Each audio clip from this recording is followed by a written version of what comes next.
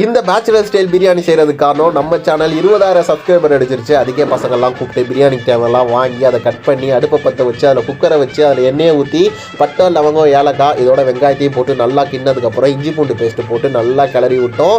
இதுக்கப்புறம் மிளகா மல்லியெல்லாம் போட்டு பிரியாணிக்கு தேவையான பிரியாணி மசாலா மிளகாத்தூள் மஞ்சத்தூள் மல்லித்தூள் இதெல்லாம் போட்டதுக்கப்புறம் பிரியாணிக்கே ஹீரோ யார்? நம்ம கறி தானே. ஸோ அந்த மசாலாவோட அந்த கறியை அப்படியே டபக்குன்னு கொட்டி அந்த கறி அந்த மசாலா நல்லா கிளற அளவுக்கு கிண்டி விட்டு இருந்தோம். உப்பு தக்காளி தயிர் இது மூணையும் போட்டு அந்த தக்காளி கறி அந்த தயிர் அந்த மசாலாலாம் நல்லா ஸ்மாட்ச் ஆகிற அளவுக்கு கிண்டி விட்டுக்கிட்டு இருந்தோம்.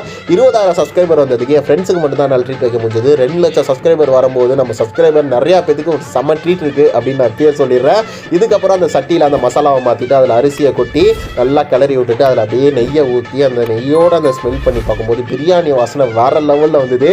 சாப்பிட்டு பார்க்கவும் வேறு லெவல் பேச்சுலர் பிரியாணி இருந்தது. கண்டிப்பாக இந்த பிரியாணி உங்கள் வீட்டில் ட்ரை பண்ணி பாருங்கள். சப்ஸ்கிரைப் பண்ண மறந்துடாதீங்க.